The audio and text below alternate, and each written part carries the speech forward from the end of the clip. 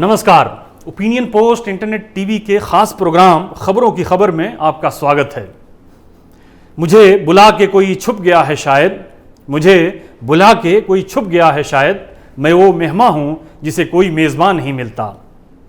America में पाकिस्तानी प्रधानमंत्री इमरान खान की कुछ ऐसी ही हालत हो गई है। इमरान बहुत उम्मीदों के साथ यूनाइटेड नेशंस जनरल असेंबली के 74वें सत्र में हिस्सा लेने अमेरिका पहुंचे थे। उन्हें उम्मीद थी कि अमेरिका में उन्हें हाथों हाथ लिया जाएगा। दुनिया भर के राष्ट्राध्यक्ष उनसे बात करने के लिए तत्पर दिखेंगे, जिनके सामने कश्मीर का मुद्दा रखकर वो भारत को घेरने की कोशिश करेंगे। लेकिन अफसोस, उनके दौरे की शुरुआत कुछ इस अंदाज में हुई जिसकी वजह से खुद उनकी और दुनिया भर में मौजूद उनके समर्थकों की उम्मीदों पर पानी फिर गया। सऊदी अरब ने किसी पुराने एहसान के बदले उन्हें अमेरिका जाने के लिए स्पेशल जहाज़ दे दिया। यूएई ने इतनी दरिया दिली भी नहीं दिखाई। इमरान को साथ मिला तो टर्की के राष्ट्रपति रजब तैयब एर्दोगान और मलेशिया के प्रधानमंत्री महातिर मोहम्मद का। अब वे इनके साथ हम प्याला हों, हम निवाला हों, या जब अधिक उदास हो जाएं तो उनके कंधों पर सर रखकर आंसू बहा लें और बस। अमेरिका में अभी तक इमरान और पाकिस्तान के मजाक बनने का सिलसिला जारी है। आइए देखते हैं इमरान खान का अब तक का अमेरिका का दौरा कैसा। सबसे पहले तो मजाक का कारण बनी ये तस्वीर जिसमें इमरान सऊदी हवाई जहाज़ से न्यूयॉर्क हवाई अड्डे पर उतर रहे हैं। उनके स्वागत में डोर मैट सा दिखने वाला 1 मीटर लाल कारपेट बिछाए कुछ पाकिस्तानी राजनयिक नजर आ रहे हैं। इस तस्वीर को देखकर ऐसा लग रहा है कि जब इमरान के स्वागत के लिए किसी छोटे मोटे अमेरिकी अधिकारी का भी बंदोबस्त नहीं हो पाया तो खुद यूएन में पाकिस्तान की राजदूत मलिहा लोदी अपने 2-4 कर्मचारियों के साथ एयरपोर्ट पर आन मौजूद हुई। लेकिन इस तस्वीर में कुछ और भी कहानी मौजूद है। जब इमरान डोर मैट सा दिखने वाले 1 मीटर लाल कपड़े पर उतर रहे थे तो मानो उनसे कहा जा रहा हो कि अमेरिका की सरजमीन पर अपने पैर रखने से पहले अपने पैर साफ कर लें, क्योंकि पाकिस्तान में बहुत सारा कूड़ा कचरा जमा हो गया है।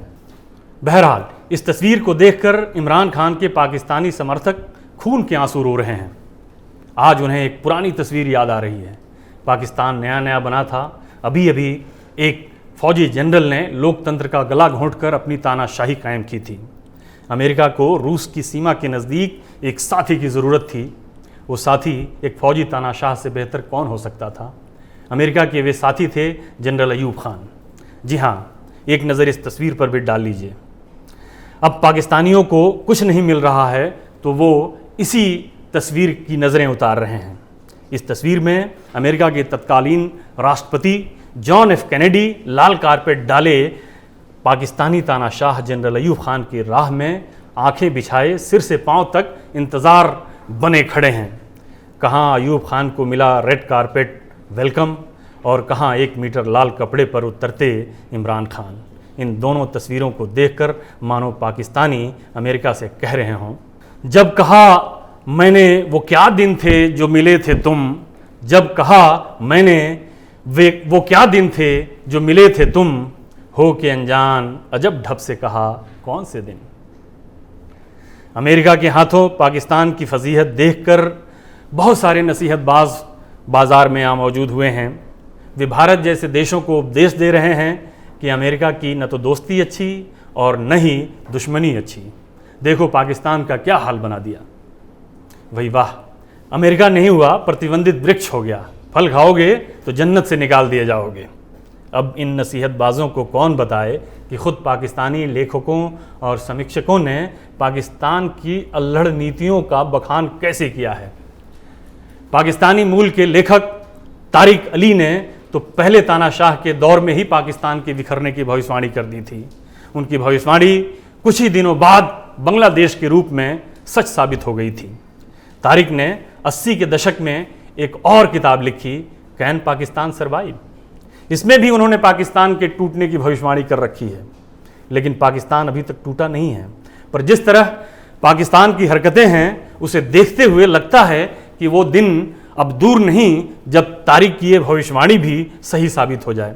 क्योंकि जहां एक तरफ बलोच पाकिस्तानी आर्मी के खिलाफ मोर्चा खोले खड़े हैं, वहीं दूसरी तरफ पश्तून और सिंधी भी अपनी राष्ट्रीयता को लेकर लामबंद हैं। पहले कम से कम मुहाजिर थे जो पंजाबियों के साथ पाकिस्तान को सालिम देखना चाहते थे, लेकिन अब मुहाजिरों का भी पाकिस्तान से मोह भंग हो गया है।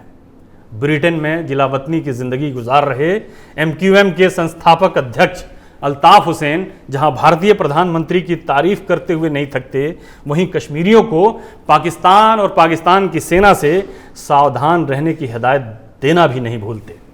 अब इन नसीहतबाजों से ये सवाल पूछा जा सकता है कि क्या वजह है कि पंजाबियों को छोड़कर पाकिस्तान का कोई भी ग्रुप पाकिस्तान को एक देखना नहीं चाहता। सिर्फ अमेरिका पर इल्ज़ाम क्यों? अमेरिका ने पाकिस्तान को उसकी हैसियत बताई है तो उसकी कुछ न कुछ वजह तो रही होगी।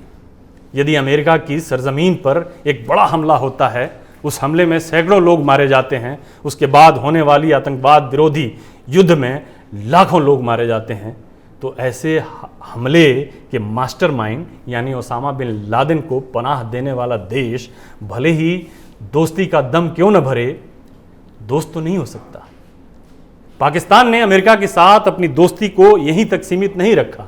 अफगानिस्तान में तालिबान और अलकायदा के खिलाफ अमेरिका की जंग में पाकिस्तान तो अमेरिका का सहयोगी रहा, अमेरिका से हथियार भी लेता रहा और पैसे भी, लेकिन साथ वो तालिबान और अलकायदा का देता रहा। बाद में इन्हीं तालिबान का सहारा लेकर वो अपनी कश्मीर नीति को आगे बढ़ाने का प्रयास किया। उसके इस प्रयास में थोड़ी बहुत सफलता भी मिली, लेकिन राष्ट्रपति ट्रंप को सही समय पर सद्बुद्धि आ गई और उन्होंने तालिबान के साथ चल रही अपनी वार्ता को तोड़ने का ऐलान कर दिया। अब पाकिस्तान बौखलाहट में कह रहा है कि 9/11 के बाद अमेरिका की युद्ध में शामिल होकर पाकिस्तान ने भारी गलती की थी। इमरान खान शायद ये भूल गए हैं या जानबूझकर अनजान बन रहे हैं, या शायद उन्हें मालूम ही नहीं है कि 9/11 के बाद पाकिस्तान किन परिस्थितियों में आतंकवाद के खिलाफ अमेरिका की जंग में शामिल हुआ था। पाकिस्तान आज भी आतंकवाद के सहारे अमेरिका को ब्लैकमेल करने की कोशिश कर रहा है, लेकिन अब उसकी दाल गलती नहीं दिख रही है। इमरान खान के मौजूदा अमेरिका दौरे के बीच अपनी मुलाकात में ट्रंप ने अमेरिका की पाकिस्तान नीति को साफ कर दिया। ट्रंप ने इशारों में बता दिया कि अब पाकिस्तान घिर चुका है, अब वो तालिबान के कंधे पर बंदूक रखकर अपनी विदेश नीति को आगे नहीं बढ़ा सकता। राष्ट्रपति ट्रंप ने यह साफ कर दिया है कि वो तालिबान को कोई रियायत नहीं देने वाले, और यदि पाकिस्तान ने तालिबान की पुष्टपनाही की तो उसके खिलाफ अमेरिका का रुख और सख्त हो जाएगा। ट्रंप ने यह भी संदेश दे दिया कि पाकिस्तान यदि भारत में कोई आतंकी साजिश रचने का दुस्साहस करता है तो उसे एक आक्रामक भारत का सामना करना पड़ेगा और अमेरिका बीच बचाव के लिए भी नहीं आएगा। ट्रंप यहीं नहीं रुके, पाकिस्तानी पत्रकारों के बहाने उन्होंने इमरान खान की पगड़ी उछालने में भी कोई कोर कसर नहीं उठा रखी। जब एक पाकिस्तानी सहाफ़ी ने ट्रंप से भारत के आक्रामक रुख पर सवाल किया तो ट्रंप ने उल्टे इमरान खान से पूछ लिया, ये नमूना आपके साथ आया है? ट्रंप की ज़ुबानी हमले के दौरान इमरान की हालत एक खसियानी बिल्ली की तरह लग रही थी।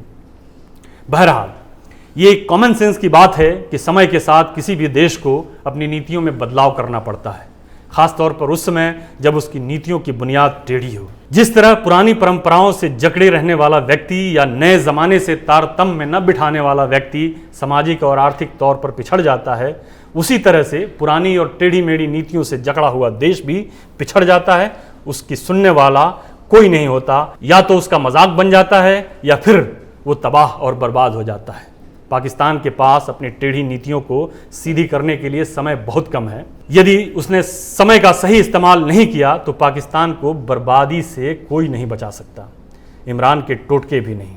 और विदेशों में या संयुक्त राष्ट्र संघ में पाकिस्तान की स्थिति कुछ ऐसी हो जाएगी कि देखते ही मुझे महफिल में ये इरशाद हुआ, देखते ही मुझे महफिल में ये इरशाद हुआ, कौन बैठा है उसे लोग उठाते भी नहीं। आप देखते रहिए ओपिनियन पोस्ट इंटरनेट टीवी। हमारे वीडियोस को लाइक करें, हमारे चैनल को सब्सक्राइब करें और बेल आइकन दबाना न भूलें। अभी के लिए इतना ही, इजाज़त दीजिए, नमस्कार।